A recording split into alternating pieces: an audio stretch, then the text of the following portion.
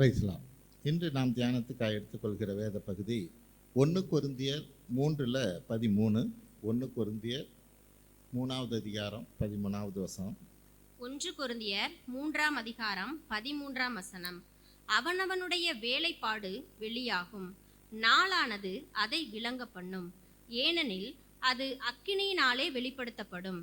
அவனவனுடைய வேலைப்பாடு எத்தன்மை உள்ளதென்று அக்கினியானது பரிசோதிக்கும். ஆமென். ஜெபிப்போம். ஸ்தோத்திரம் ஆண்டவரே, உமது கிருபைக்காய் நன்றி செலுத்துகிறோம். இப்பொழுதும் உமது வார்த்தையை தியானிக்கும்படியான கிருபை எங்களுக்கு தருவீராக. எங்கள் ஆண்டவரும் மீட்பர் இரட்சகருமாய் இயேசு கிறிஸ்துவின் வழியாக எடுக்கிறோம் நல்ல பிதாவே, ஆமென். நாம் இந்த பகுதியில் தியானிக்க இருக்கிறது அவனவனுடைய வேலைப்பாடு வெளியாகும். ஹல்லேலூயா. ஒவ்வொருத்தரும் இந்த பூமியிலே நம்ம எப்படி நடந்து கொள்கிறோம், என்ன காரியம் செய்கிறோம் என்கிற காரியம் எல்லாம் வேதம் சொல்லுகிறது, பவுல் சொல்லுகிறார், எல்லாமே வெளியாகும். ஹல்லேலூயா. கர்த்தருக்கு முன்பாக ஒரு நாள் எல்லாமே வெளியரங்கமாகும் என்று வேதம் சொல்லுகிறது. அப்போ இந்த நாட்களில் இந்த பூமியில் நம்ம எப்படி இருந்துக்கிட்டு இருக்கிறோம்? ஆமென். நம்மளுடைய வேலைப்பாடு ஹல்லேலூயா இந்த பூமியில் எப்படிப்பட்டதாக இருக்குது அல்லது எப்படி இருக்க வேணும் அப்படிங்கிறத குறித்து தான் நம்ம பார்க்க இருக்கிறோம். ஹல்லேலூயா. ஒரு 2 ஃப்ரெண்டு சந்திச்சுக்கிட்டாங்க ரொம்ப நாளைக்கு அப்புறம். அப்போ ஒருத்தர் கேட்டார், என்ன உங்கள் வீட்டில் எல்லோரும் நல்லா இருக்காங்களான்னு. எல்லாம் நல்லா இருக்காங்கன்னு சொல்லிட்டு அவர் சொன்னார், எங்களோட அண்ணன் கொஞ்ச நாளைக்கு முன்னாடி தவறிட்டார் என்றபடியாக சொன்னார். உடனே அவர் கேட்டார், ஏன் இந்த காரியத்தை எனக்கு தெரிவிக்கவில்லை, எனக்கு சொல்லியிருந்தா நான் வந்திருப்பேனே என்றபடியாக சொன்னார். அதுக்கு அவர் சொன்னார், நான் சொல்ல வேண்டிய அவசியம் இல்லைன்னு நிறையா பேர்த்துக்கு சொல்லவே இல்லை. ஏன் அப்படின்னா, அவர் இந்த நான் இருந்த நாளில் யாருக்குமே எந்த பிரயோஜனமும் இல்லை. மீன் அவர் இந்த பூமியில் இருந்த நாளில் யாருக்குமே, அவர் குடும்பத்துக்கோ மற்ற சகோதரருக்கோ யாருக்குமே எந்த பிரயோஜனமும் இல்லை. அப்படிங்கிற போது ஏன் சொல்லிக்கிட்டு மற்றவங்களுக்குன்னு நாங்கள் சொல்லவே இல்லை என்றபடி அவர் சொன்னார். ஹல்லேலூயா. அப்போ இந்த பூமியில் இந்த உலகத்தில் நமக்கு ஒரு வாழ்க்கையை தேவன் கொடுத்துருக்கிறார். அதில் நம்ம எந்த விதமாக இருக்கிறோம்? ஹல்லேலூயா. நம்மளுடைய வேலைப்பாடு ஒரு நாள் வெளிப்படும் என்று வேதம் சொல்லுகிறது. ஆமென். 2 நாளாகமோ 21:20 யோராம் ராஜாவை குறித்து என்ன சொல்லுது? விரும்புவார் இல்லாமல் அவன் இறந்து போனான். எப்படி? ஒரு ராஜா, அந்த ராஜா எப்படி இறந்து போனானா? படிங்க 21:20. 2 நாளாகமம் 21ஆம் அதிகாரம் 20ஆம் வசனம். அவன் ராஜாவாகிற போது 32 வயதாயிருந்து 8 வருஷம் எருசலேமில் அரசாண்டு விரும்புவார் இல்லாமல் இறந்து போனான். ஹல்லேலூயா. விரும்புவார் இல்லாமல் ஒரு ராஜாவா 8 வருஷம் அரசாட்சி செய்கிறான் ஒரு நாட்டை. ஆனால் அவன் குடும்பத்திலேயோ மற்றவங்களையோ யாருக்குமே அவனை பிடிக்கல. ஹல்லேலூயா. ஏன்னா சகோதரி எல்லாம் கொல்லுகிறவனாக இருந்தான். மக்களை எல்லாம் தானே அந்நிய தெய்வத்தை வணங்கும்படி அவங்களை எல்லாம் திசை திருப்புகிறவனாக இருந்தான். ஒரு கொடுங்கோல் ஆட்சி செய்கிறவனாக இருந்தான். அதனால் வேதம் என்ன சொல்லுது? விரும்புவார் இல்லாமல் இறந்து போனான். அது மட்டும் இல்லை, அவன் இறப்பு எப்படி இருந்ததா? அதே 19வது வசனத்தை படிங்க, முன்னாடி வசனம். அப்படி நாளுக்கு நாள் இருந்து 2 வருஷம் முடிகிற காலத்தில் அவனுக்கு உண்டான நோயினால் அவன் குடல்கள் சரிந்து கொடிய வியாதியினால் செத்து போனான். அவனுடைய பிதாக்களுக்காக கந்த வர்க்கங்களை கொளுத்தினது போல் அவனுடைய ஜனங்கள் அவனுக்காக கொளுத்தவில்லை. ஆமென். யாருமே சாம்பிராணி போடலங்குது. ஹல்லேலூயா. அவனுக்காக மக்கள் யாருமே, ஒரு ராஜா இறந்துருக்கிறான். என்ன எல்லாத்துக்கும் அவங்க பழைய ஏற்பாடில் மற்றவங்களுக்கெல்லாம் இறக்குற போது ஒரு ராஜா இறந்தார்னா அநேக வாசமுள்ள திரவியங்கள் எல்லாம் போட்டு எல்லா காரியங்களையும் செஞ்சு பதப்படுத்துகிற மாதிரி வச்சு அவனை அடக்கம் பண்ணுவாங்க. ஆனால் இவனுக்கு வேதம் என்ன சொல்லுது? விரும்புவார் இல்லாமல் இறந்து போனான். அது மட்டும் இல்லை, அவனுக்கு என்ன, கந்த வர்த்தங்கள் கொளுத்துனது போல அவனுடைய ஜனங்கள் அவனுக்கு கொளுத்தவில்லை. ஹல்லேலூயா. அதுவும் இல்லாமல் என்ன சொல்லுது? 2 வருஷம் முடிகிற காலத்தில் அவனுக்கு உண்டான நோயினால் அவன் குடல் சரிந்து கொடிய வியாதியினால் செத்து போனான். ஹல்லேலூயா. ஏன் இப்படிப்பட்ட காரியம்? வேதம் 1 தீமோத்தேயு 5:24 படிங்க. 1 தீமோத்தேயு 5:24. 1 தீமோத்தேயு 5ஆம் அதிகாரம் 24ஆம் வசனம். சிலருடைய பாவங்கள் வெளியரங்கமாயிருந்து நியாய தீர்ப்புக்கு முந்திக் கொள்ளும், சிலருடைய பாவங்கள் அவர்களை பின்தொடரும். ஆமென். சிலருடைய பாவங்கள் வெளியரங்கமாக இருந்து நியாய தீர்ப்புக்கு முந்திக் கொள்ளும். ஹல்லேலூயா.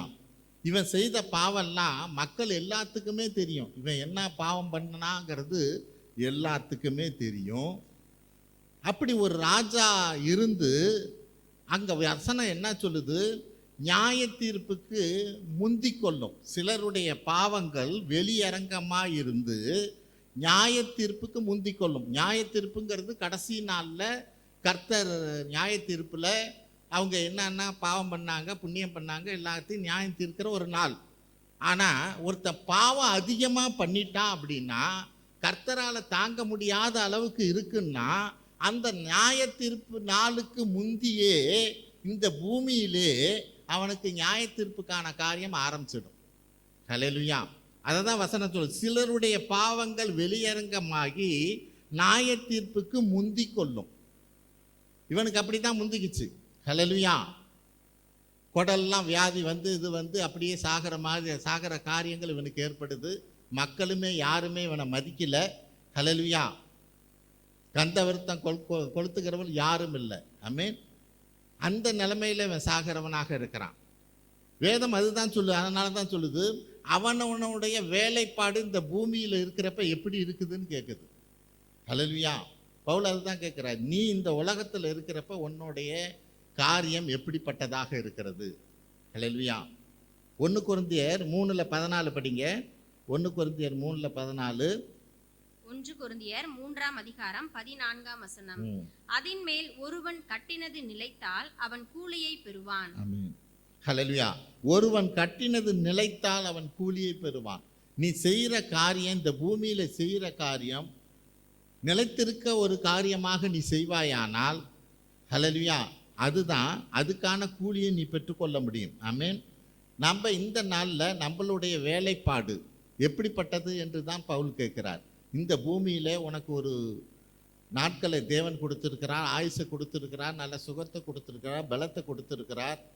உன்னுடைய வேலை காரியங்கள் எப்படிப்பட்டதாக இருக்கிறது, எப்படிப்பட்டதாக இருக்கணும் அப்படிங்கிறத தான் நம்ம ஒரு சில காரியங்களை பார்க்க இருக்கிறோம். மற்றவர்களை நம்ம எப்படி நடத்துகிறோம், முதல் காரியம். ஹல்லேலூயா. எபிரேயர் 6:10 பாருங்களேன். எபிரேயர் 6:10. எபிரேயர் 6ஆம் அதிகாரம் 10ஆம் வசனம். ஏனென்றால் உங்கள் கிரியையும் நீங்கள் பரிசுத்தவான்களுக்கு ஊழியம் செய்ததினாலும் செய்து வருகிறதினாலும் தமது நாமத்திற்காக காண்பித்த அன்புள்ள பிரயாசத்தையும் மறந்து விடுகிறதற்கு தேவன் அநீதி உள்ளவர் அல்லவே. ஆமென். நீ மற்றவங்களுக்கு செய்கிற காரியத்தை மறந்து விடுவதற்கு தேவன் எப்படி அநீதி உள்ளவர் அல்லவே என்று வேதம் சொல்லுகிறது. நீ மற்றவங்களுக்கு யாருக்கா உதவி செய்ய, அங்கே என்ன, பரிசுத்தவான்களுக்கு ஊழியம் செய்கிறதை மறந்து விடுகிறதற்கு தேவன் அநீதி உள்ளவர் அல்லவே. ஹல்லேலூயா. தேவனுக்கு ஊழியம் செய்கிறவனன்னு அங்கே சொல்லல, பரிசுத்தவானுக்கு ஊழியம் செய்கிறவனை மறந்து விடுகிறதற்கு அவர் அநீதி உள்ளவர் அல்லவே. ஹல்லேலூயா. அப்போ நம்ம வாழ்க்கையில் நம்மளுடைய வேலைப்பாடுகளில் ஒரு அங்கமாக இருக்கணும். பரிசுத்தவான்களுக்கு, தேவனுடைய பிள்ளைகளுக்கு நம்ம உதவி செய்கிற காரியம் ஒரு பகுதியாக இருக்கணும். நான் எந்த விதத்தில் இந்த காரியத்தை நான் அணுகுகிறவனாக இருக்கிறேன்னு எனக்கு தெரியணும். ஹல்லேலூயா. தேவன் ஒரு சின்ன சின்ன காரியத்தையும் அவர் நினைவில் வைக்கிறவராக இருக்கிறார். 2 ராஜாக்கள் 3:11 பாருங்க. 2 ராஜாக்கள் 3ஆம் அதிகாரம் 11ஆம் வசனம். அப்பொழுது யோசபாத், நாம் கர்த்தரிடத்தில் விசாரிக்கும்படி கர்த்தருடைய தீர்க்கதரிசி ஒருவரும் இங்கே இல்லையா என்று கேட்டதற்கு, எலியாவின் கைகளுக்கு தண்ணீர் வார்த்த சாப்பாத்தின் குமாரனாகிய எலிசா இங்கே இருக்கிறான் என்று இஸ்ரவேல் ராஜாவின் ஊழியக்காரரில் ஒருவன் மறுமொழியாக சொன்னான். ஆமென். எலிசாவை குறித்து அவனோட இன்ட்ரோடக்ஷன் எப்படி?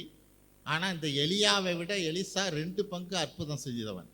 ஆமென். ஆனால் தொடக்க காலத்தில் இவன் எப்படி அறிமுகமானா? எலியாவின் கைக்கு தண்ணி வார்க்கிற எலிசா. ஹல்லேலூயா. ஒரு பரிசுத்தவானுக்கு செய்கிற காரியத்தை மறந்து போகிறது அல்லங்கிற காரியத்தை பார்க்குறோம். பரிசுத்தவானுக்கு செய்கிற ஊழியத்தை அவர் மறந்து போகிறவர் அல்ல. எலியாவுக்கு கொடுத்த காரியத்தில் 2 பங்கா எலிசாவுக்கு கொடுக்கிறவராக இருக்கிறார். அவன் அந்த பரிசுத்தவானுக்கு செஞ்ச காரியம் என்ன? அவன் கைக்கு கை கழுவ தண்ணி ஊற்றுனது தான். ஹல்லேலூயா. கை கழுவ தண்ணி ஊற்றுறான். அவன் பேரே அப்படியே ஆயிடுச்சு. ஹல்லேலூயா. தண்ணி வார்க்கிறவன், எலிசாவுக்கு தண்ணி வார்க்கிறவன், கைக்கு தண்ணி வார்க்கிறவன் என்றபடியாய். ஏன்னா ஆண்டவர் இங்கே அதுதான் சொல்கிறார். மத்தேயு 10:42, மத்தேயு 10:42 என்ன சொல்கிறாரு பாருங்க. மத்தேயு 10:42 சீஷன் என்னும் நாமத்தின் நிமித்தம் இந்த சிறியரில் ஒருவனுக்கு 1 கலசம் தண்ணீர் மாத்திரம் குடிக்க கொடுக்கிறவனும் தன் பலனை அடையாமற் போவான் என்று மெய்யாகவே உங்களுக்கு சொல்லுகிறேன் என்றார். ஆமென். தேவனுடைய பிள்ளை என்றபடியாய், சீசன் என்றபடியாய், ஒரு பரிசுத்தவான் என்றபடியாய் ஒருத்தனுக்கு 1 டம்ளர் தண்ணி கொடுத்தா கூட அதை நான் மறக்க மாட்டேங்கிறார். ஹல்லேலூயா.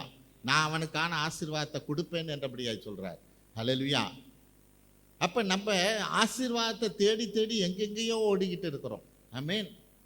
ஆசீர்வாதம் அதை பெற்றுக்கொள்வது ஒரு பெரிய காரியம் அல்ல. பரிசுத்தவான்களுக்கு நான் செய்கிற ஒவ்வொரு காரியத்தையும் தேவன் குறித்து வைக்கிறார். ஹல்லேலூயா.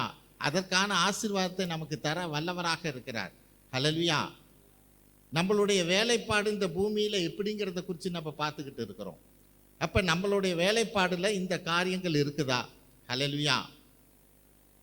இதை நம்ம சரி செய்கிறவர்களாக இருக்கணும். எப்படிப்பட்டதான ஒரு சந்தர்ப்பம் கிடைச்சாலும் அதை நழுவவே விடக்கூடாது. ஹல்லேலூயா. பரிசுத்தவான்களுக்காக தேவனுடைய ராஜ்யத்துக்கான காரியத்தில் நம்ம தேவன் ஒரு காரியத்தை நம்ம வாழ்க்கையில் அனுமதிக்கிறார் அப்படின்னா அதை இழந்து போகாமல் இருக்கணும். ஹல்லேலூயா. அது நமக்கு மட்டுமல்ல, நம்ம குடும்பத்துக்கான ஆசீர்வாதம். ஹல்லேலூயா. தேவன் அதை திருப்பி கொடுக்காம இருக்கவே மாட்டார். ஆமென். திருப்பி கொடுக்காம இருக்கவே மாட்டார். எந்த நாளில், எந்த நேரத்தில், எந்த இக்கட்டான சூழ்நிலையில் நம்ம உதவி பண்ணணுங்கிறத அவர் மறக்கிறவரே அல்ல. ஹல்லேலூயா. அவர் மறக்கவே மாட்டார். ஒரு நாளும் மறக்க மாட்டார். ஆமென். 2வது காரியம், அதிகாரத்துக்கு கீழ்ப்பட்டவர்களாக இருக்கணும். எபிரேயர் 13:17 என்ன சொல்லுது பாருங்க. எபிரேயர் 13:17. எபிரேயர் 13:17 உங்களை நடத்துகிறவர்கள் உங்கள் ஆத்துமாக்களுக்காக உத்தரவாதம் பண்ணுகிறவர்களாய் விழித்திருக்கிறவர்களானபடியினால் அவர்கள் துக்கத்தோட அல்ல சந்தோஷத்தோட அதை செய்யும்படி அவர்களுக்கு கீழ்ப்படிந்து அடங்குங்கள். அவர்கள் துக்கத்தோட அப்படி செய்தால் அது உங்களுக்கு பிரயோஜனமா இருக்க மாட்டாது. ஆமென். உங்களை நடத்துகிறவர்களுக்கு, ஹல்லேலூயா, அது ஆவிக்குரிய காரியமா இருந்தாலும் சரி. ஆமென். இங்க மெயினா ஆவிக்குரிய காரியத்தை சொல்லுது. அது இல்லாமல் நமக்கு மேலே இருக்கிற யாராக இருந்தாலும், ஏன்னா அதுக்கு இன்னொரு வசனத்தை கூட நம்ம படிக்கலாம். 1 பேதுரு 2:13-14 படிங்களேன். 1 பேதுரு 2:13-14. 1 பேதுரு 2:13-14 நீங்கள் மனுஷருடைய கட்டளைகள் யாவற்றிற்கும் கர்த்தர் நிமித்தம் கீழ்ப்படியுங்கள். போதும். நீங்கள் மனுஷனுடைய கட்டளை யாவற்றுக்கும் கர்த்தர் நிமித்தம் கீழ்ப்படியுங்கள். ஹல்லேலூயா. நமக்கு மேலே யார் இருந்தாலும் சரி, அதை யார் நமக்கு மேலே வச்சது? ஹல்லேலூயா. தேவன் தான் வைத்திருக்கிறார். ஹல்லேலூயா. அதனால் கர்த்தர் நிமித்தம் நீ கீழ்ப்படி. ஹல்லேலூயா. நமக்கு மேலே கொண்டு ஒருத்தர் அதிகாரமாக வைத்தாருங்கன்னா, அது குடும்பத்திலையா இருக்கட்டும், வேலை செய்கிற ஸ்தலமாக இருக்கட்டும், அல்லது ஊழியமாக இருக்கட்டும், யார் வச்சது தேவன் தாங்குது. ஹல்லேலூயா. அப்போ நீ அதுக்கு கீழ்ப்படிஞ்சு இருக்கணும். ஹல்லேலூயா. அவர் ஒவ்வொரு காரியத்தையும் உற்று கவனிக்கிறவராக இருக்கிறார். நான் எந்த அளவுக்கு நான் கீழ்ப்படுகிறவனாக இருக்கிறேன். ஆமென். பல நேரங்களில் நம்ம தவறுகிறோம். ஹல்லேலூயா. இது தவறு என்பது தெரியாமே தவறுகிறோம். அங்கே மிரியாம் மோசைக்குரியதான காரியத்தில், மோசையோட அக்கா மிரியாம், அவனை குழந்தையா இருக்கிறப்ப காப்பாற்றினவ மிரியாம். ஆனால் உங்கூட மட்டும் கர்த்தர் இருக்கிறாரான்னு கேட்டது தேவனுக்கு பிடிக்கல. ஹல்லேலூயா. அது ஒரு பெரிய தப்புன்னே அவன் நினச்சிருக்கவே மாட்டான்.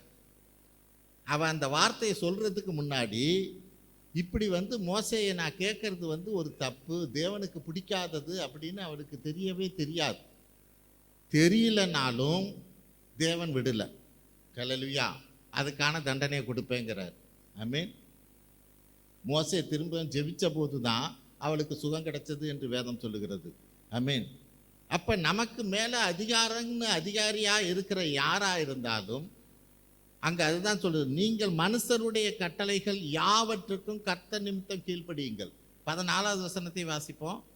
மேலான அதிகாரமுள்ள ராஜாவானாலும் சரி, ஆமென், தீமை செய்கிறவர்களுக்கு ஆக்கினையும் நன்மை செய்கிறவர்களுக்கு புகழ்ச்சியும் உண்டாகும்படி அவனால் அனுப்பப்பட்ட அதிகாரிகளுக்கானாலும் சரி கீழ்ப்படியுங்கள். ஆமென். அப்படின்னா என்ன? மேலான அதிகாரின்னு ஒருத்தர் இருக்கிறான், நீ அந்த அதிகாரிக்கு மட்டும்தான் கீழ்ப்படிவேன், அவன் அனுப்புன அதிகாரிக்கு நான் கீழ்ப்படிய மாட்டேன்னு சொல்லக்கூடாதுங்கிற. அல்லேலூயா. மேலான அதிகாரிக்கு அடுத்தது ஒரு அசிஸ்டன்ட் அதிகாரி இருக்கிறார். இப்போ மேனேஜர், அசிஸ்டன்ட் மேனேஜர்னு வச்சுக்கோமே, அதுக்கும் நீ கீழ்ப்படியணுங்கிறார். நான் மேனேஜரை பார்த்துக்கிறேன், நான் அங்கே பார்த்து சொல்லிக்கிறேன் அப்படின்னு நீ சொல்லக்கூடாதுங்கிறார். அதுதாங்க, மேலான அதிகாரமுள்ள ராஜாவுக்கானாலும் சரி, தீமை செய்கிறவர்களுக்கும் ஆக்கினையும் நன்மையும் செய்கிறவர்களுக்கும் புகழ்ச்சியும் உண்டாகும்படி அவனால் அனுப்பப்பட்ட அதிகாரிகளுமானாலும் சரி நீ அவங்களுக்கு கீழ்ப்படியணும். ஹல்லேலூயா. அப்ப கீழ்ப்படிதல் எந்த அளவுக்கு நமக்கு முக்கியங்கிறத பார்க்கணும். ஆமென். நம்மளுடைய வேலைப்பாடு இந்த பூமியில எப்படிப்பட்டதாக இருக்கிறது? ஹல்லேலூயா. இந்த கீழ்ப்படுகிற காரியத்தில் நான் எப்படிப்பட்டவனாக இருக்கிறேன்? ஆமென். கர்த்தர் இதை கவனிக்கிறவராக இருக்கிறார். ஹல்லேலூயா. ஒவ்வொரு காரியத்தையும் அவர் கவனிக்கிறவராக இருக்கிறபடினாலே நம்ம இந்த நாளில் அதிகாரத்துக்கு கீழ்ப்படுகிறவர்களாக இருக்கணும். ஆமென்.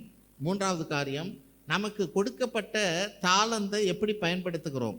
1 பேதுரு 4:10-11 படிப்போம். 1 பேதுரு 4:10-11. 1 பேதுரு 4ஆம் அதிகாரம் 10-11 வசனம். அவனவன் பெற்ற வரத்தின்படியே நீங்கள் தேவனுடைய பற்பல கிருபையுள்ள ஈவுகளை பகிர்ந்து கொடுக்கும் நல்ல உக்கிரானக்காரன் போல ஒருவருக்கொருவர் உதவி செய்யுங்கள். ஒருவன் போதித்தால் தேவனுடைய வாக்கியங்களின்படி போதிக்க கடவன். ஒருவன் உதவி செய்தால் தேவன் தந்தருளும் பலத்தின்படி செய்ய கடவன். எல்லாவற்றிலேயும் இயேசு கிறிஸ்து மூலமாய் தேவன் மகிமைப்படும்படியே செய்வீர்களாக. அவருக்கே மகிமையும் வல்லமையும் சதா காலங்களிலும் உண்டாயிருப்பதாக. ஆமென். ஆமென். நமக்கு கொடுத்திருக்கிற அந்த தாளந்தை ஒருவன் உதவி செய்தால் தேவன் தந்தல்லும் பலத்தின்படி செய்ய கடவன். ஹல்லேலூயா. தேவனுடைய வாக்கிய போதிக்கிறவன் அந்த காரியத்தை செய்யட்டும். நீ உதவி செய்கிற காரியத்தில் நீ இருக்கிறியா, அந்த உதவி செய்கிறதுல சரியாயிரு. ஹல்லேலூயா.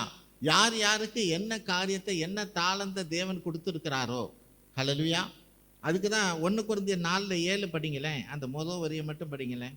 1 கொரிந்தியர் 4:7. 1 கொரிந்தியர் 4ஆம் அதிகாரம் 7ஆம் வசனம். அன்றியும் உன்னை விசேஷித்தவனாகும்படி செய்கிறவர் யார்? போதும். அன்றியும் உன்னை விசேஷித்தவனாக்கும்படி செய்தவர் யார்? நீ ஒரு காரியத்தில் ஒரு தாளந்து உன்கிட்ட இருக்கு, ஒரு டேலண்ட் உன்கிட்ட இருக்குது. உன்னை அந்த டேலண்ட்டில் அந்த தாளந்தில் ஒன்று விசேஷித்தவன் ஆக்குனது யாருங்கிறார். ஆமென். நீ ஒரு காரியத்தில் திறமையாக இருக்கிற, நீ அந்த காரியத்தில் திறமையாக இருக்கிறது யார் அந்த திறமையை உனக்கு கொடுத்ததுன்னு கேட்குறார். ஹல்லேலூயா. அந்த திறமையை கர்த்தர் தான் கொடுத்தார் அப்படின்னா கர்த்தருக்கு நீ பயன்படுத்தணுமா இல்லையான்னு கேட்குறார். ஹல்லேலூயா. நான் தான் அந்த திறமையை உனக்கு கொடுத்துருக்குறேன் அப்படின்னா நீ அதை எனக்கு பயன்படுத்துகிறது இல்லையா என்றபடியா கேட்குறார். அப்போ நான் எனக்கு பயன்படுத்துகிற காரியத்தில், நான் மற்றவர்களுக்கு பகிர்ந்து கொடுக்குற காரியத்தில், ஆமென்,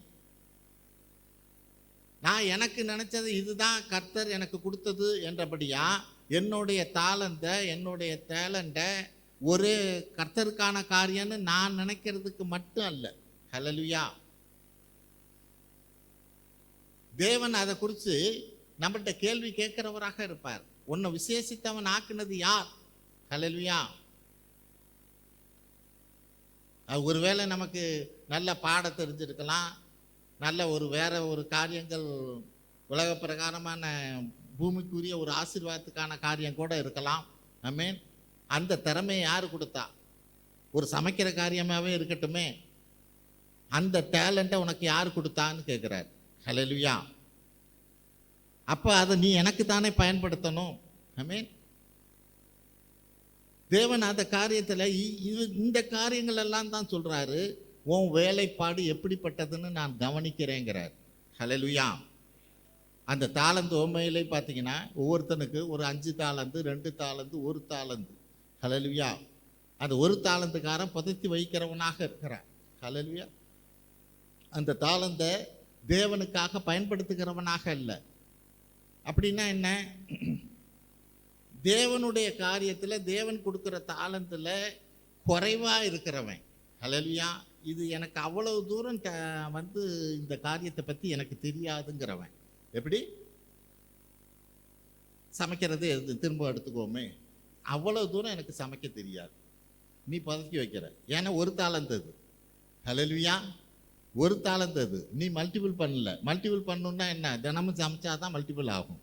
நீ நல்லா சாம்பார் வைக்க முடியும். ஹல்லேலூயா. இல்லைனாக்கா வைக்க முடியாது. ஆமென். நீ ஆனால் இருக்கிற கொஞ்சத்தையும் நீ புதைச்சி வைக்கிற. ஹல்லேலூயா. தேவனுக்காக பயன்படுத்து. ஆமென். அந்த வேலைப்பாடை தேவன் கவனிக்கிறவராக இருக்கிறார். அந்த காரியத்தை அங்கே வசனம் சொல்றது, அன்றி உனக்கு விசேஷித்தவனாக்கும்படி செய்கிறவர் யார்? ஆமென். நீ செய்ய செய்ய உன்னை விசேஷித்தவனாக தேவனே செய்வார். ஹல்லேலூயா. அது எந்த ஒரு காரியமாக இருக்கட்டும். அப்போ இந்த வேலைப்பாடை தேவன் கவனிக்கிறவராக இருக்கிறார். நம்மளுடைய வேலைப்பாடு இந்த பூமியில் நமக்கு எப்படியா இருக்கிறது? ஹல்லேலூயா. 4வது காரியம், நம்மளுடைய வருமானத்தை எப்படி நம்ம கையாளுகிறோம்? 2 கொரிந்தியர் 9:7. 2 கொரிந்தியர் 9ஆம் அதிகாரம் 7ஆம் வசனம். அவனவன் விசனமாயும் அல்ல கட்டாயமாயும் அல்ல, தன் மனதில் நியமித்தபடியே கொடுக்க கடவன். ஆமென். உற்சாகமாய் கொடுக்கிறவனிடத்தில் தேவன் பிரியமாய் இருக்கிறார். ஹல்லேலூயா.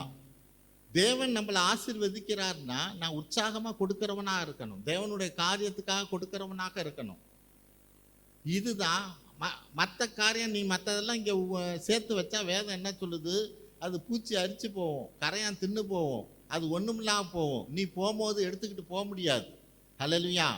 ஆனால் நீ பரலோகத்துக்காக என்ன சேர்த்து வைக்கிற? அதை எப்படியா சேர்த்து வைக்கிற? ஹல்லேலூயா. நீ இங்கே தேவனுக்காக செய்கிறது தான் பரலோகத்தில் சேர்க்கப்படும். ஆமென். மல்கியாவில் சொல்லப்பட்டபடி 3:10, உமது பலகனியை திறந்து இடம் கொள்ளாமல் மட்டும் நான் ஆசீர்வதிப்பேங்கிறார். எது? தசம பாகத்தை என்கிட்ட வந்து கொடுத்துப்பாரு. பலகனியை திறந்து இடம் கொள்ளாமல் மட்டும் நான் ஆசீர்வதிக்கிறேனா இல்லையா என்று என்னை சோதித்து பாரு. வேதத்தில் கர்த்தரை சோதித்து பார்க்க சொன்ன அவர் அலோவ் பண்ணுற இடம் இதுதான். ஹல்லேலூயா. ஆனால் பலர் என்ன சொல்கிறாங்க? இது பழைய ஏற்பாடு, இது புதிய ஏற்பாடுல இல்லைல்ல என்றபடியா. அப்போனா பழைய ஏற்பாடில் தானே எல்லா வாக்கு தத்தமும் இருக்குது. வாக்கு தத்தம் எல்லாம் பழைய ஏற்பாடு தானே. அந்த வாக்கு தத்தமும் அப்படியே விட்டுடுறதா? ஹல்லேலூயா. அப்படி இல்லையே. ஆமென். வாக்கு தத்தம் மட்டும் வேணும், கண்டிஷன் வேண்டாம் அப்படின்னா என்ன அர்த்தம்? ஆமென். தேவன் அதுக்கு தகுந்த இதை இன்னும் யோசித்து பார்ப்போம். அபிரகாமுக்கு தசம பாகம் கொடுன்னு மெல்கிதேசேக்கு கொடுன்னு யாராவது சொன்னாங்களா? அவனுக்கு முன்னாடி எதுவும் எழுதி வச்சிருந்துதா? அபிரகாமுக்கு யாரும் கேட்காம அவன் தான் முத ஆள் மெல்கிதேசேக்கு வந்து தசம பாகம் கொடுக்குறான். ஆனால் அவனுக்கு யாரும் சொல்லலை, முன்னாடி அவன் எதையும் படிக்கல. அதே மாதிரி யாக்கோப்பும் சரி, யாக்கோப்பும் தசம பாகம் கொடுத்தான்னு வேதம் சொல்லுகிறது. அவனுக்கும் யாரும் வந்து முன்னாடி சொல்லலை தசம பாகம் கொடுன்னு யாரும் சொல்லலை, அவனாக தான் கொடுக்குறான். ஹல்லேலூயா. ஆனால் நம்பாளுங்க மட்டும் புதிய ஏற்பாடில் ஏன் இல்லைங்கிறாங்க. ஆமென். நீ இந்த காரியத்தை பழைய ஏற்பாடில் செய்யலைன்னா பழைய ஏற்பாடு வாக்கு தத்தத்தை நீ சுதந்திரிக்க முடியாது. ஹல்லேலூயா. அது பழைய ஏற்பாடுன்னு போயிடும். ஆமென். அப்போ தேவனுடைய காரியத்தில் நான் எப்படி இருக்கிறேன், அதில் எந்த அளவுக்கு உண்மையாக இருக்கிறேன், அது மிக மிக முக்கியமானது. ஹல்லேலூயா. அதுக்கு தகுந்தது தான் தேவன் ஆசீர்வதிப்பார். ஆமென். உற்சாகமாக கொடுக்கறதுங்கிற காரியமே நான் பலர்கிட்ட சொல்கிறது அதுதான். உற்சாகங்கிற லைனே எங்கன்னா தசமத்துக்கு மேலே போனால் தான் உற்சாகம். ஆமென். அதுதான் பார்டர் லைன். ஹல்லேலூயா. அதுக்கு மேலே தாண்டினா தான் நீ உற்சாகமாக கொடுக்குறேன்னே அர்த்தம். இது மினிமம். ஹல்லேலூயா. அப்போ இன்னும் 1 கொரிந்தியர் 14:2 படிப்போம். பவுல் என்ன சொல்கிறாரு பாருங்க. 1 கொரிந்தியர் 14ஆம் அதிகாரம் 16:2. 1 கொரிந்தியர் 16ஆம் அதிகாரம் 2ஆம் வசனம். நான் வந்திருக்கும் போது பணம் சேர்க்குதல் இராதபடிக்கு உங்களில் அவனவன் வாரத்தின் முதல் நாள் தோறும் தன் தன் வரவுக்கு தக்கதாக எதையாகிலும் தன்னிடத்திலே சேர்த்து வைக்க கடவன். தன் தன் வரவுக்கு தக்கதாக எதையாயிலும் தன்னிடத்தில் சேர்க்க கடவன். அந்த நேரத்தில் வந்து போய் டப்பாவில் காசு இருக்கான்னு தேடாதேங்கிறார். ஹல்லேலூயா. நான் எப்போ சபைக்கு இன்னைக்கு போகணும், இன்னைக்கு தான் போய் காணிக்க போடணும்னா அந்த நேரம் தேடாத, முன்னே எடுத்து வையுங்கிறார். ஹல்லேலூயா. நான் வந்திருக்கும் போது பணம் சேர்க்குதல் இராதபடிக்கு. ஹல்லேலூயா. தன் தன் வரவுக்கு தக்கதாக எதையாயும் தன்னிடத்தில் சேர்த்து வைக்க கடவன். அதை தனியாக எடுத்து வை. ஹல்லேலூயா. அப்போ தேவன் அதுக்கான ஆசீர்வாதத்தை கொடுக்க வல்லவராக இருக்கிறார். ஹல்லேலூயா.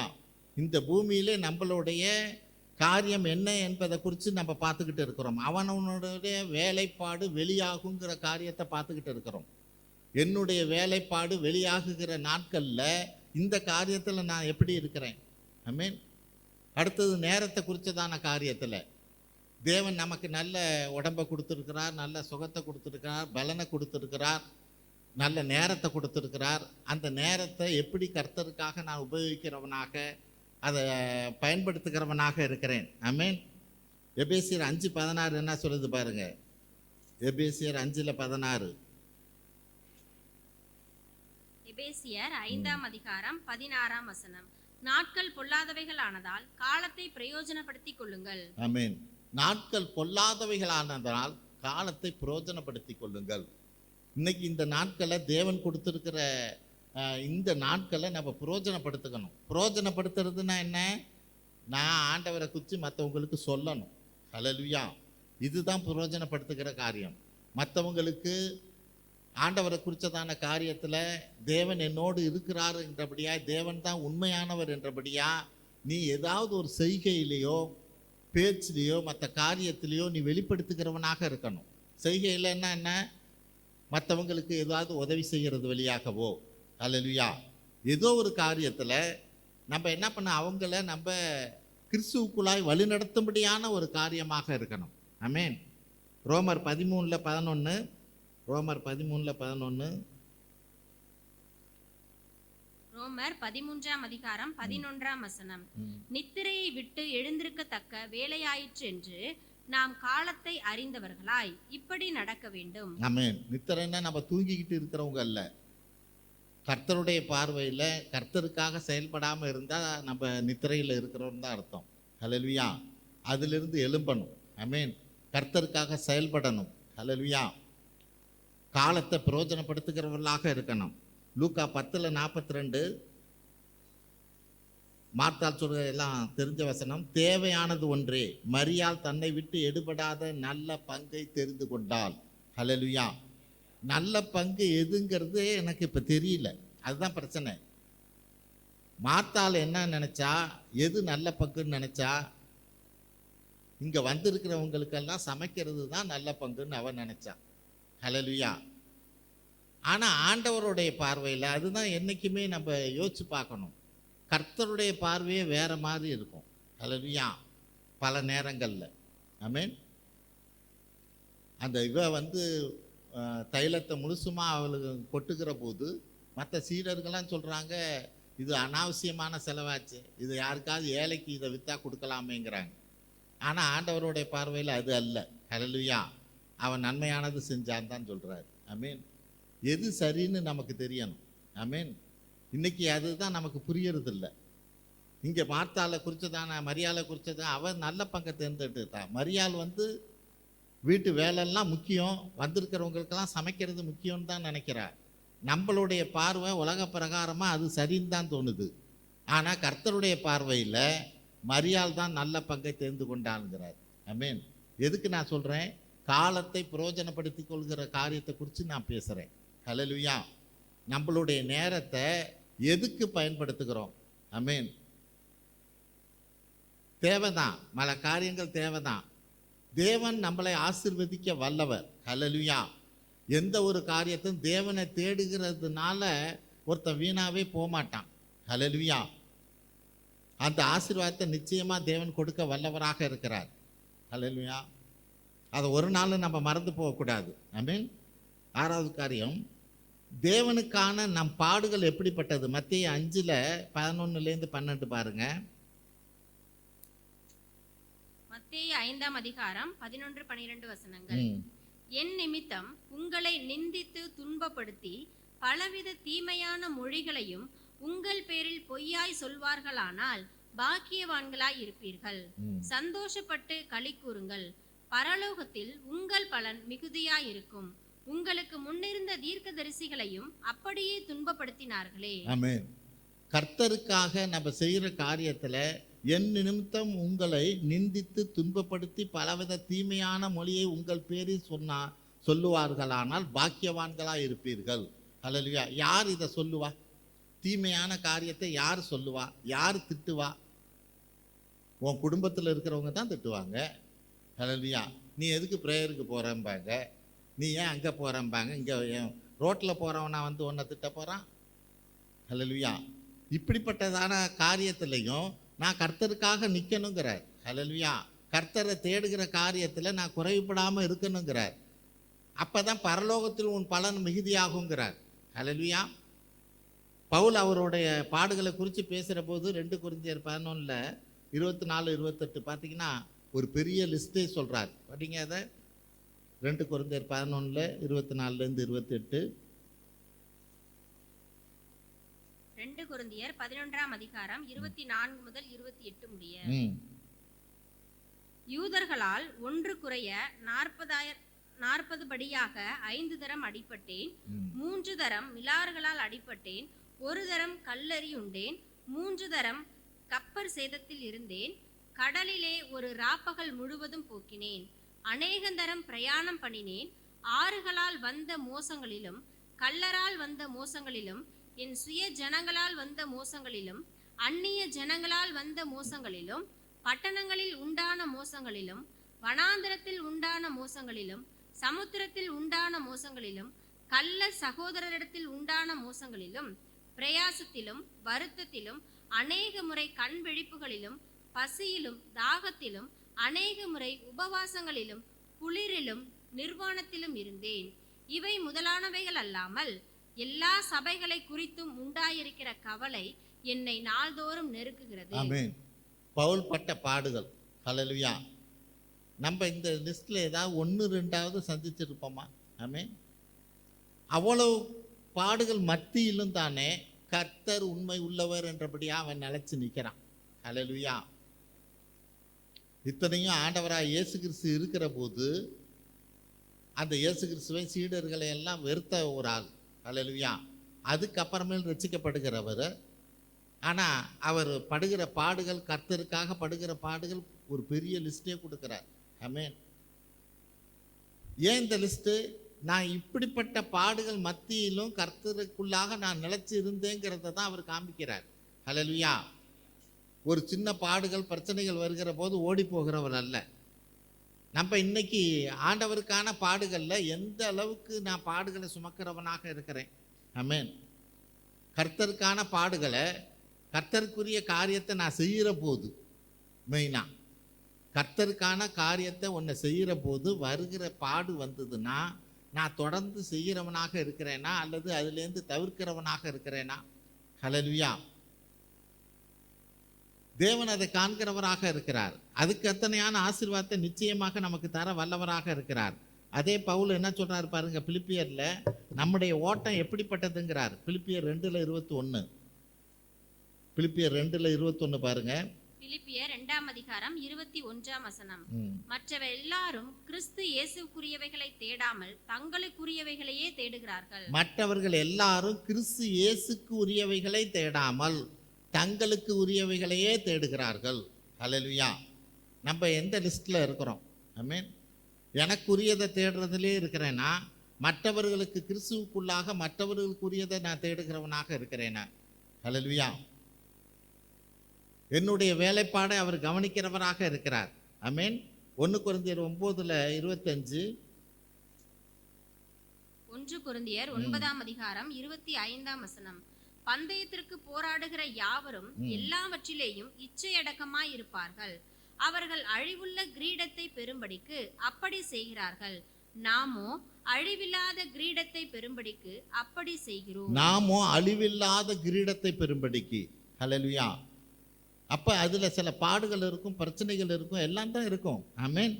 என்னுடைய ஓட்டம் எப்படிப்பட்டதாக இருக்குதுன்னு நீ நிதானிச்சு பாருங்கிறார். ஹல்லேலூயா. மத்தேயு 16:24 இயேசு என்ன சொல்றாரு பாருங்க. மத்தேயு 16:24. மத்தேயு 16:24.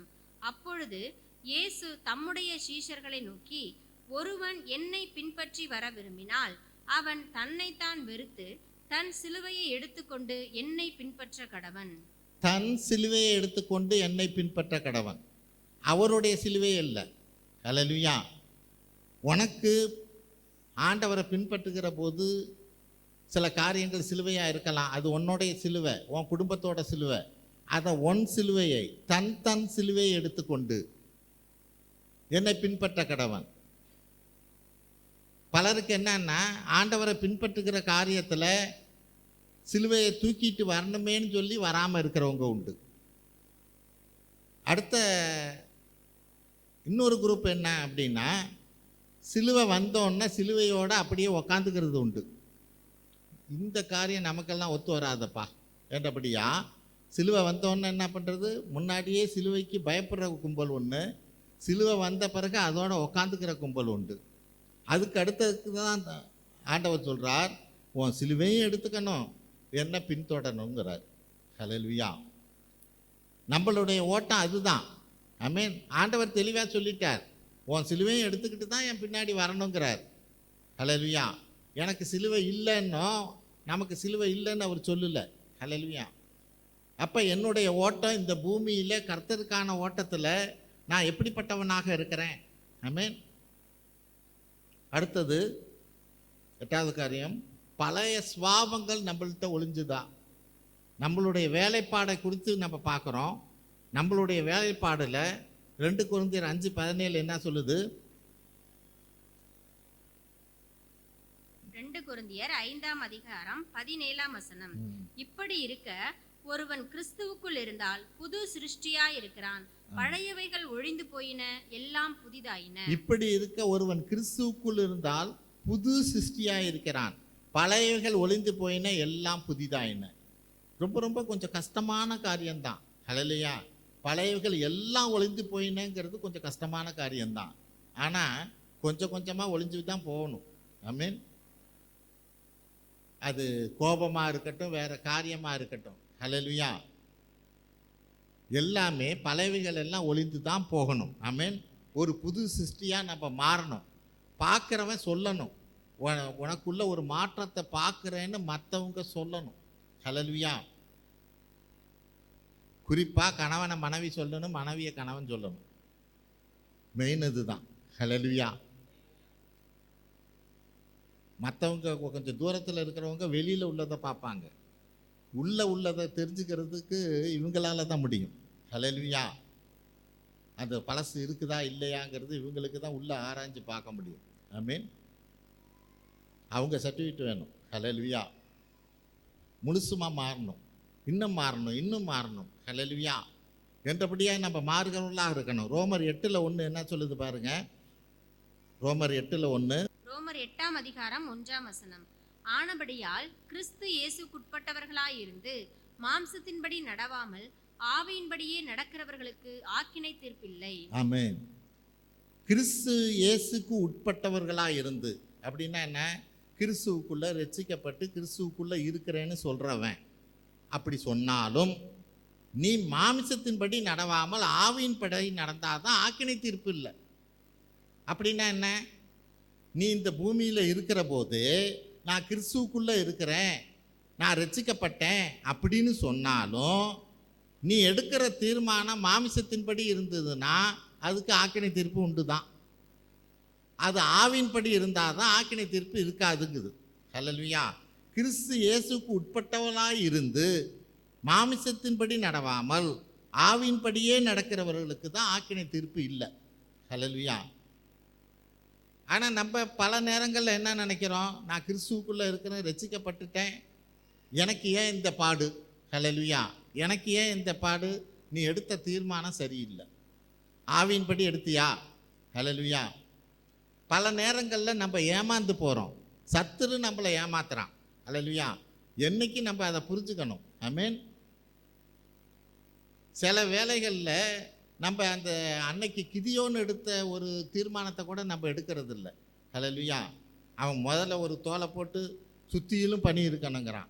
அதுக்கப்புறமேலு திருப்பி தோலை போட்டு சுற்றி பனி இருக்கக்கூடாது, அந்த தோல் மேலே மட்டும் பனி இருக்கணுங்கிறான். இதெல்லாம் ஆண்டவர் செஞ்ச பிறகு தான் சரி, நீங்கள் தான் ஆண்டவர், நீங்கள் சொல்கிறத செய்வீங்க அப்படின்னு யுத்தத்துக்கு இறங்குறான். ஹல்லேலூயா. அப்போ இன்னைக்கு நம்ம வாழ்க்கையில் சில யுத்தங்கள், பிரச்சனைகள், நெருக்கங்கள் வருகிற போது நான் எந்த அளவுக்கு ஆவியின்படி நடக்கிறவனாக இருக்கிறேன். ஆமென். அதான் சொல்கிறேன், பல நேரங்களில் நம்ம ஏமாந்து போகிறோம். ஹல்லேலூயா. இவன் தாவீதுகிட்ட வருகிற போது அந்த தீர்க்கதரிசி தாவீது சொல்லுவான், நான் இவ்வளோ இதெல்லாம் ராஜாங்க எல்லாம் இது பண்ணிட்டேன், பொண்ணு பொருள் எல்லாம் சேர்த்துட்டேன், வந்து நான் ஒரு ஆலயத்தை கட்டுறேன் அப்படின்பா. சரி, உன் மனசு விருப்பப்படி செய் அப்படின்னு அந்த தீர்க்கதரிசி சொல்லிடுவான். அப்புறம் போய் நைட்டு தூங்குனா கர்த்தர் சொல்கிறார் தீர்க்கதரிசிக்கிட்ட, நீ ஏன் இப்படி சொன்ன? அவன் கை இரத்த கை. ஹல்லேலூயா. எவ்வளோ யுத்தம் பண்ணி எவ்வளோ பேர்த்த கொண்டு இருக்கிறான். அவன் வந்து எனக்கு ஆலயம் கட்டக்கூடாது, போய் சொல்லுங்கிறார். அடுத்த நாள் போய் சொல்கிறான், இல்லை இல்லை நீ கட்டாத, உன் மகன் தான் கட்டுவாங்கிறான். ஹல்லேலூயா. இப்போ முதல்ல சொன்னது தீர்க்கதரிசி தான் சொன்னான். இப்போ தாவீது என்ன நினைக்கிறது, தீர்க்கதரிசியே சொல்லிட்டான், நமக்கு அலோ பண்ணிட்டான் அப்படின்னு ஆலயத்தை கட்ட இறங்கிட்டா, அங்கே பிரச்சனை என்ன ஆகும்? ஹல்லேலூயா. ஆனால் தேவனுடைய தேவனுடைய வார்த்தை அந்த தீர்க்கதரிசி தான், ஆனால் அவன் வாயிலேருந்து வந்தது தேவனுடைய வார்த்தை அல்ல. ஹல்லேலூயா. அப்போ இதை தான் நம்ம புரிஞ்சுக்கணும். நம்ம வாழ்க்கையில் சில பேர் வந்து நம்மளுடைய நன்மையை கருதியோ நம்மளை மேலே ஒரு மேல்புறமான ஒரு காரியத்தை பார்த்தோ அவங்க டக்குன்னு ஒரு காரியத்தை சொல்கிறாங்கங்கிறதுனால நம்ம அதில் இறங்கிடவே கூடாது. ஹல்லேலூயா. அந்த இன்னொரு தீர்க்கதரிசி எப்படி, அவன் போய் தீர்க்கதரிசி ராஜா கிட்ட சொல்லிட்டு திரும்புகிற போது, நீ எதுவுமே சாப்பிடாம திரும்புங்கிறார். அந்த ஊரில் யார் கூப்பிட்டாலும் நீ போய் சாப்பிடக்கூடாதுங்கிறார். ஆனால் இன்னொரு கிழவன் தீர்க்கதரிசி வந்து என்ன பண்ணுறான், இவன் ஏன்னா வயசானவன், மூத்தவன், இல்லை கர்த்தர் என்கிட்ட சொன்னார், நீ என்கிட்ட வந்து நீ சாப்பிட்டுட்டு போகலாம் அப்படிங்கிறான். உண்மையில் பார்த்தீங்கன்னா அங்கே காரியம் என்னாச்சு, அவன் சாப்பிட்ட பிறகு அவனை சிங்கம் அடித்து போட்டது என்று வேதம் சொல்லுகிறது. ஹல்லேலூயா. உனக்கு என்ன சொன்னாருங்கிறது தான் முக்கியம். மற்றவங்க 1000 பேர் பேசலாம், அவன் தீர்க்கதரிசியாக கூட இருக்கலாம். நீ தேவனுக்கிட்டேருந்து என்ன வார்த்தையை பெற்றுக்கொண்ட? ஹல்லேலூயா. தேவன் உனக்கு எந்த விதமான கன்ஃபர்மேஷனை கொடுத்தார்? ஹல்லேலூயா. இது மிக மிக முக்கியம் கர்த்தருக்குள்ளே இருக்கிறதுக்கு. அதுதான் வசனம் சொல்லுது, கிறிஸ்துவுக்கு உட்பட்டவர்கள் மாமிசத்தின் படி நடந்தா அது ஆக்கினை தீர்ப்பு தான் வரும், ஆவியின்படி நடந்தால் தான் ஆக்கினை தீர்ப்பு வராதுங்குது. ஹல்லேலூயா. நான் எப்படி நடக்கிறவனாக இருக்கிறேன்? ஆமென். அதிலே 9வது வசனம் படிங்க. தேவனுடைய ஆவி உங்களில் வாசமாயிருந்தால் நீங்கள் மாம்சத்துக்குட்பட்டவர்களாய் இராமல் ஆவிக்குட்பட்டவர்களாய் இருப்பீர்கள். ஆமென். கிறிஸ்துவின் ஆவி இல்லாதவன் அவருடையவன் அல்ல. ஹல்லேலூயா. தேவனுடைய ஆவி உங்களில் வாசமாயிருந்தால் நீங்கள் மாமிசத்துக்கு உட்பட்டவராய் இராமல் ஆவிக்கு உட்பட்டவராய் இருப்பீர்கள். இதுலேயுமே சில பிரச்சனைகள் இருக்குது. ஹல்லேலூயா. என்ன பிரச்சனை இருக்குது? இதே பேதுரு முதல்ல சொல்கிறான், ஏன்னா உங்களோட தான் கர்த்தர் இருக்கிறாருன்னு சொல்கிறான். அடுத்த காரியம் என்ன சொல்லுது, ஆண்டவர் இயேசு கிறிஸ்து பாடுக்குள்ளே போகணுங்கிற போது, ஐயோ ஆண்டவரே இதெல்லாம் வேண்டாங்கிறான். உடனே ஆண்டவர் என்ன சொல்கிறார், சாத்தானே போங்கிறார். முதல்ல ஆவியில் அப்போ கர்த்தரே ஆண்டவரே என்ன சொல்கிறார், நீ இதை பேசல, தேவன் தான் உனக்கு வெளிப்படுத்தினார்னு முன்னாடி சொல்கிறார். ஹல்லேலூயா. முன்னாடி சொல்லும்போது இதை நீ பேசல, தேவன் தான் உனக்கு வெளிப்படுத்தினார். அடுத்த 2 வசனத்தில் பார்த்தா சாத்தானே போங்கிறார். அப்போனா காரியம் என்ன, நம்மளுடைய சிந்தையை ஆவியானவர் ஆட்கொண்டு இருக்கிற அடுத்த செகண்டு, ஹல்லேலூயா, ஒரு சில நொடியிலே சாத்தானு அந்த இடத்த வந்து பிடிக்க முடியும். ஹல்லேலூயா. அது ஒரு காரியத்தை அதில் வைக்க முடியும். ஆமென். அப்போ நம்ம யோசிக்கிறவங்களா இருக்கணும். இப்போ தேவன் என்னோட பேசுகிறவர் தேவ ஆவிதானா இல்லை சாத்தானோட ஆவியா? ஹல்லேலூயா. இதை கண்டுபிடி. ஆவியானவர் தாமே வெளிப்படுத்துவார். நம்ம ஒரு விஷயம் கேட்கணும், ஆவியானவரே நீங்கள் தான் இதா, இந்த காரியத்தை நீங்கள் தான் அனுமதிக்கிறீங்களா? ஹல்லேலூயா. என்றபடியா நான் அதை அறிஞ்சு புரிஞ்சு செயல்படுகிறவனாக இருக்கணும். ஆமென். கடைசியாக ஒரு காரியம், ஆத்தும ஆதாயம். நீதிமொழிகள் 11:30 என்னுடைய வேலைப்பாடு இந்த பூமியில் எப்படிப்பட்டதுங்கிற காரியத்தில் நீதிமொழிகள் 11:30 படிப்போம். நீதிமொழிகள் 11ஆம் அதிகாரம் 30ஆம் வசனம். நீதிமானுடைய பலன் ஜீவ விருட்சம், ஆத்துமாக்களை ஆதாயப்படுத்திக் கொள்கிறவன் ஞானம் உள்ளவன். ஆமென். நீதிமானுடைய பலன் ஜீவ விருட்சம், ஆத்துமாக்களை ஆதாயம் படுத்துகிறவன் ஞானம் உள்ளவன். ஹல்லேலூயா. நான் ஏன் ஞானம் உள்ளவன்னு சொல்லுது? ஆத்துமாவை ஆதாயம் பண்ணுகிறவன் ஏன் ஞானம் உள்ளவன்? இவன் தான் அங்கே வானத்தில் நட்சத்திரத்தை போல ஜொலிப்பான்னு வேதம் சொல்லுகிறது. தானியேல் 12:3 பாருங்க. தானியேல் 12:3. தானியேல் 12ஆம் அதிகாரம் 3ஆம் வசனம். ஞானவான்கள் ஆகாய மண்டலத்தின் ஒளியைப் போலவும் அநேகரை நீதிக்குட்படுத்துகிறவர்கள் நட்சத்திரங்களைப் போலவும் என்றென்றைக்கும் உள்ள சதா காலங்களிலும் பிரகாசிப்பார்கள். ஆமென். ஆத்துமாக்களை ஆதாயம் பண்ணிக்கொள்கிறவன் ஞானவான். அந்த ஞானவான் யாருன்னா, ஞானவான்கள் ஆகாய மண்டலத்தில் ஒளியைப் போலவும் அநேகரை நீதிக்கு உட்படுத்துகிறவர்கள் நட்சத்திரங்களைப் போலவும் என்றென்றைக்கும் சதா காலங்களையும் பிரகாசிப்பார்கள். ஹல்லேலூயா. அப்போ நம்மளுடைய பூமியில் இந்த நம்மளுடைய வேலைப்பாடு எப்படிப்பட்டதாக இருக்குது? ஆத்துமாக்களை ஆதாயம் பண்ணும்படியாக இருந்தால் தான் வானத்தில் நட்சத்திரத்தை போல இருக்கலாம். வானத்தில் நட்சத்திர போலன்னா என்ன? அபிரகாமுடைய சந்ததியாக நீ இருக்க முடியும். ஹல்லேலூயா. அதுதான் வானத்தின் நட்சத்திரம் போல இருக்கிற காரியம். அது மட்டும் இல்லை, பவுல் என்ன சொல்கிறாரு பாருங்க, 1 தெசலோனிக்கர் 2:19 நமக்கு பரலோகத்தில் எந்த மாதிரி கிரீடம் கொடுப்பாங்க? அவங்க நீ இங்கே சரியாக ஓடுனா பரலோகத்தில் கிரீடம் கொடுப்பாங்கங்குது. அது என்ன மாதிரி கிரீடமா? 1 தெசலோனிக்கர் 2:19 பாருங்க. 1 தெசலோனிக்கேயர் 2ஆம் அதிகாரம் 19ஆம் வசனம். எங்களுக்கு நம்பிக்கையும் சந்தோஷமும் மகிழ்ச்சியின் கிரீடமாய் இருப்பவர்கள் யார்? நம்முடைய கர்த்தராகிய இயேசு கிறிஸ்து வரும்போது அவருடைய சன்னிதானத்திலே நீங்கள் அல்லவா அப்படி இருப்பீர்கள். ஆமென். அவங்கள யாரை வந்து கிறிஸ்துவுக்குள்ள நடத்தினாரோ அவங்க தான் அவர் சந்தோஷமும் மகிழ்ச்சியின் கிரீடமாக பரலோகத்தில் இருப்பாங்களாம். ஹல்லேலூயா. நீங்கள் தானே எங்களுக்கு வந்து கிரீடங்கிறார். யார்?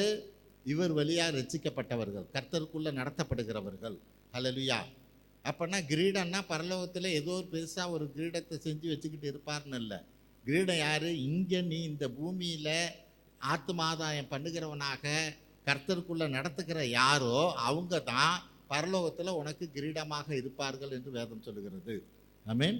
அவன் இந்த நாளில் நம்மளுடைய வேலைப்பாடு என்னங்கிற காரியத்தை குறித்து நம்ம தியானிக்கிறவர்களாக இருந்தோம்.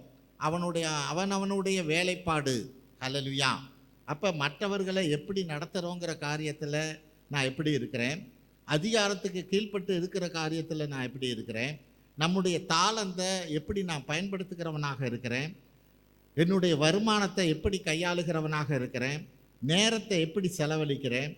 தேவனுக்காக நாம் படுகிற பாடுகள் எந்த அளவுக்கு இருக்குது? ஆமென்.